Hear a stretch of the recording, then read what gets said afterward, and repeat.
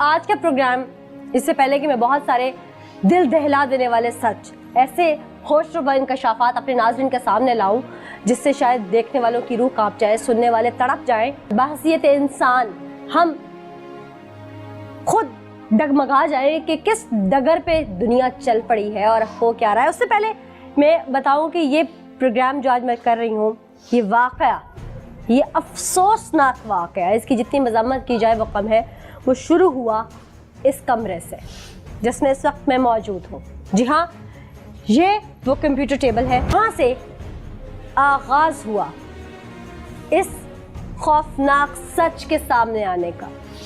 यहाँ से वो क्लिप रिकॉर्ड किया गया कि वो जगह थी बिल्कुल, चूँकि एन कंप्यूटर टेबल की जो ये दरमियानी हिस्सा है ये बिल्कुल उस बेड के सामने है। यहाँ पर अगर वीडियो कैमरा या मोबाइल फ़ोन रखा जाता, जैसे कि रखा गया, वो एक एक विजुअल रिकॉर्ड कर सकता था बिल्कुल ठीक तरीके से कि यहाँ पर क्या होता है। उस दिन भी कुछ ऐसा ही हुआ। घर में मासूम हवा की बेटी, जो कहने को उस दरिंदे की भी बेटी थी लेकिन उसने शायद उसकी इज्जत का पास ना किया, वो यहाँ मौजूद थी और उसे अंदाज़ा था कि मैं अकेली हूँ, मेरी इज्जत पे हमला वो शख्स कर सकता है जो मुझे दुनिया में लाने का सबब है, जो मेरा बाप है। मैं उसके साए में यहाँ पर महफूज नहीं हूँ। इस डर से, चूँकि वो यहाँ पर अपने पेपर की तैयारी कर रही थी, अपना पढ़ रही थी, उसने अपना मोबाइल कैमरा इस कंप्यूटर टेबल के दरमियानी जगह पर, यहाँ पर जो ये शेड बना हुआ है, इस पर रख दिया, जो कि मेरा कैमरामैन दिखा सकते हैं कि ये वो जगह है और इसके एंड सामने ये वो बेड है। यहाँ पर बच्ची बैठी हुई थी और उसने जब ऑन करके रखा, उसके बाद वो अपनी तालीम जो वो पढ़ रही थी, अपनी बुक्स पे मशगूल हो गई। उसका वो दरिंदा सिर्फ 100 कोल्ड बाप, मैं उसे बाप नहीं मानती क्योंकि उसने उसकी इज्जत के साथ जो कुछ किया, मैं आला सतह पर अपील करूंगी कि इसको ऐसी खौफनाक सज़ा दी जाए ताकि आज के बाद कोई भी ऐसा सोचते हुए कांपे। वो अंदर आया, यहाँ पर आने के बाद उसने देखा आसपास कोई नहीं और वो उसकी इज्जत को नोचने लगा।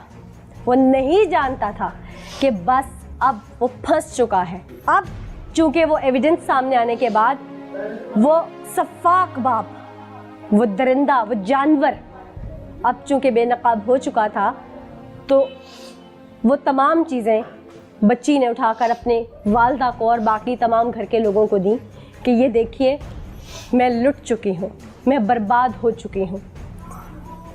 वालदा इस वक्त मेरे साथ मौजूद हैं।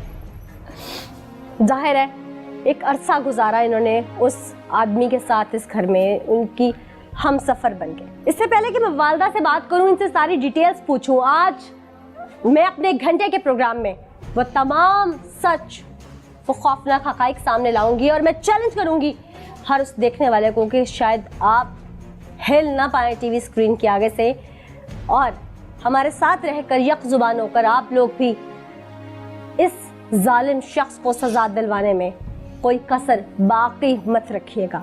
एक ब्रेक लूंगी, ब्रेक के बाद वापस।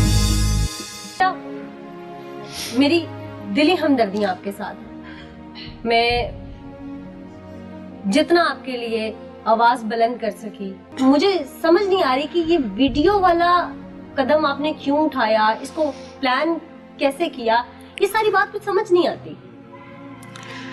पापा जो से ना 5-6 माह से मुझे बहुत परेशान कर रहे थे, बहुत ही ज़्यादा। ज़रा सा कोई बाहर जाता, अंदर आके मुझे टच करते और मुझे कहते तुम मेरे पास रात को आना, कि मैं नहीं थी जाती। उन्होंने मुझे ये भी बोला कि मैं तुम्हारी मामा को मार दूंगा और तुम्हारे साथ ऐसा कर दूंगा, फिर तुम क्या करोगी। तो मैंने नहीं बताया। फिर मुझे कहते थे मैंने मम्मा को बताया, तो मम्मा कहते मैंने ऐसा कुछ भी नहीं कहा, वो मेरी बेटी है। फिर तकरीबन 1-2 मंथ रुक गए। मामा को उन्होंने सफाई दिया जी। अच्छा। 7 कलमा पढ़ते हैं कि वो मेरी बेटी है, मैं ऐसा क्यों करूँगा भला। अब तकरीबन काफ़ी दिनों से बहुत ज़्यादा परेशान कर रहे थे मुझे। उन्होंने गन पॉइंट पे मुझे ऐसा बोला कि मैं तुम्हें मार दूंगा, तुम्हारी मामा को मार दूंगा अगर तुम ना मानी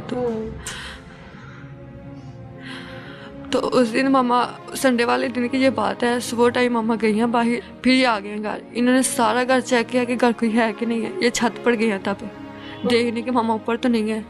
मुझे पता था ये फिर करेंगे ऐसे, ये मानते नहीं, कोई भी नहीं मानता कि ऐसा कोई किसी का बाप कर सकता है भला। मैंने जल्दी से मोबाइल ऑन करके रख दिया, इधर ही रखा था टीवी के पास। तो तब जब उन्होंने जो कुछ किया वो सब कुछ अंदर आ गया। मैं रो रही थी, मेरे सर पर दुपट्टा भी नहीं था, मैंने जूता भी नहीं था पहना हुआ, मैं ऐसे बाहर भाग गई थी। तब मामा आई हैं तो मामा को देख के चले गए हैं।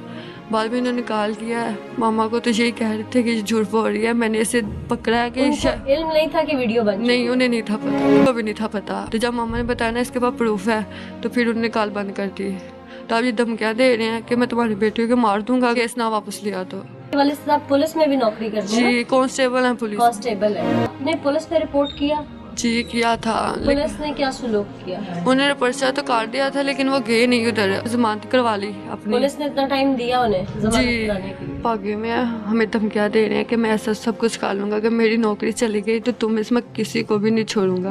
हम बाहर भी नहीं जा रहे, ना हम पढ़ने जा रहे हैं, सब कुछ खराब हो गया, तबाह हो गया। अब तो सभी को बहुत अच्छे से रहते हैं, लेकिन ये ऐसे थे कि छोटे बहन भाइयों से बहुत सख्ती से रहते थे, अजीब नज़रों से मिस देखते थे। इतना मुझे बहुत ज़्यादा अजीब लगता था जब ये ऐसे थे। उस दिन भी इन्होंने मुझे ऐसा बोला, तुम्हें कितने हज़ार पैसे चाहिए तो मुझे बताओ, तुम्हें 10,000 चाहिए, 50,000 चाहिए, जितने चाहिए मुझे बताओ, मैं तुम्हें दूंगा। आइए आगे चलते।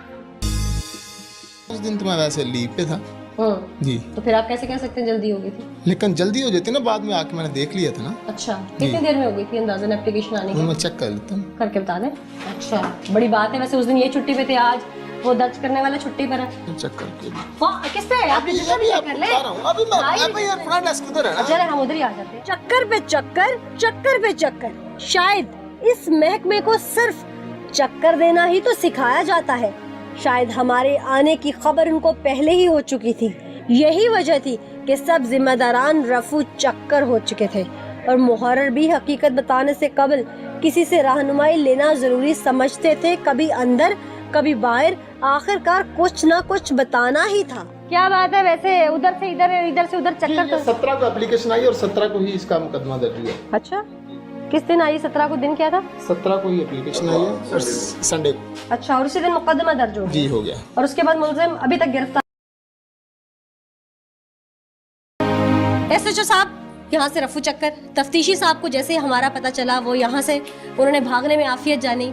मुहर्रर साहब के बकौल वो उस दिन छुट्टी पे थे, लेकिन एप्लीकेशन जो है वो जैसे ही आई मुकदमा दर्ज हो गया। और जहाँ तक मेरे नॉलेज में है कि जो कुछ हुआ उस दिन, उस बच्ची की कहानी हमने उसकी ज़ुबानी भी आपको सुनवाई, अहले इलाका ने भी चीख चीख के बताया, उस बेबस माँ ने भी बताया, पुलिस के अफसरान, एसएचओ, तफ्तीशी, ये सब तो भाग गए। शायद अगर मुहर्रर साहब के बस में होता तो इनको हमारा पता चलता तो ये भी भाग जाते। मेरे पास सवाल बहुत है लेकिन जवाब अफसोस अभी तक किसी का नहीं।